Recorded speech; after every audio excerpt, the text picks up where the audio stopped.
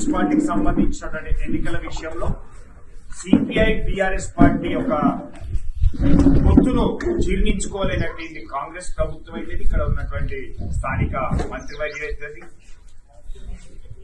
సింగరేణిని ఉపయోగించుకొని ఈరోజు మా 11వ వార్డుకు సంబంధించిన కౌన్సిలర్ భూమా గౌడ్ ఇంటి పైన నిన్న జరిగినటువంటి దాడి, అతను క్యాంపులో ఉన్నటువంటి సందర్భంలో అక్కడ ఉన్నటువంటి వాళ్ళ కుటుంబ సభ్యులు ఎంత చెప్పినా వినకుండా ఇష్టారాజ్యంగా అరాచకం సృష్టించి విధ్వంసాన్ని సృష్టించి లక్షల రూపాయల నష్టాన్ని చేకూర్చినటువంటి సింగరేణి యాజమాన్యం ఆలోచించాలి. ఈరోజు స్థానికంగా ఉన్నటువంటి జనరల్ మేనేజర్ గారు గతంలో ఎస్టేట్ జీఎం గా కూడా పనిచేసినటువంటి మీరు మీకు అవగాహన లేదా ఈ ప్రాంతం మీద?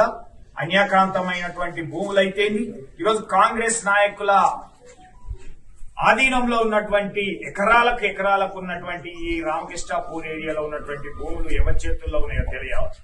మరి వాళ్ళ మీద ఎలాంటి చర్యలు తీసుకోనటువంటి నువ్వు ఈరోజు ఒక్క భూమాగౌడు ఇంటిపైనే దాడి చేయడం అనేటువంటిది ఇది కార్మిక వర్గం హర్షించదు. తప్పకుండా దీన్ని మీ పైన చర్యలు తీసుకోవాలనేది కూడా డిమాండ్ చేస్తా ఉన్నాం. ఇందాక మా ఈశ్వర్ గారు చెప్పినట్టుగా తప్పకుండా మానవ హక్కుల సంఘాన్ని కూడా ఇప్పటికే వెళ్ళినప్పటికీ మళ్ళీ మండే రోజు మళ్ళీ కూడా పెద్ద ఎత్తున కలిసి ఇలాంటి సింగరేణి యాజమాన్యం అయితేంది, ఎలక్షన్ కమిషన్ అయితేంది, పోలీస్ వ్యవస్థ అయితేంది, ఇలాంటి పొత్తును జీర్ణించుకోలేక వాళ్ళని ఏదో చేసి మా వైపు తిప్పుకోవాలనేటువంటి ప్రయత్నాలకు ఈ పొత్తు అనేటువంటిది సిపిఐ టిఆర్ఎస్ పార్టీ కౌన్సిలర్లు మీ చేతిలోకి రారు అనేటువంటిది తప్పకుండా ఇది మేము దక్కించుకుంటాం. ఈ యొక్క చైర్మన్షిప్ అనేటువంటి తెలియజేస్తూ మరొకసారి సింగరేణి యాజమాన్యం ఒక ఇండిపెండెంట్ గా ఒక పబ్లిక్ సెక్టార్ గా వ్యవహరిస్తూ అధికారులు కూడా ఆ విధంగా ఉండాలి.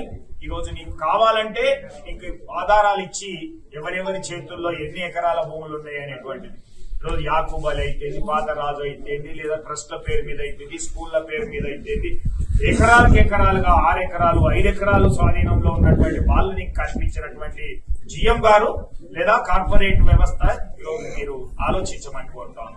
అలాగే టిఆర్ఎస్ పార్టీ కౌన్సిలర్ల ఇంటికి ఫోన్లు చేస్తూ బెదిరిస్తున్నటువంటి వాళ్ళకి ఈరోజు సిపిఐ వాళ్లకు చాలా మంది అజీజ్ లాంటి వాళ్ళు అయితే ఇంకా ఇతరత్ర నాయకులు కాంగ్రెస్ వాళ్ళు చేస్తున్నటువంటి తప్పకుండా టిఆర్ఎస్ పార్టీ అండగా ఉంటుంది. ఈరోజు సంపత్ కుటుంబ సభ్యులతో అయితేంది, లేదంటే మన సూరిబాబు కుటుంబ సభ్యులు అయితేంది, అందరికి కూడా ఈరోజు వాళ్ళతో పరామర్శిస్తుంది, కుటుంబ సభ్యులతో మాట్లాడుతుంది. ఈరోజు అక్క వాళ్ళ ఇంటికి కూడా మా ఈశ్వరన్న కూడా వచ్చి మాట్లాడడం, వాళ్ళకి ధైర్యాన్ని ఇవ్వడం మీ అందరికి కూడా అండగా ఉంటది. ఇటు సిపిఐతో పాటుగా టిఆర్ఎస్ తో పాటుగా కార్మిక వర్గంగా అండగా ఉంటాం అనేటువంటి తెలియజేస్తాం.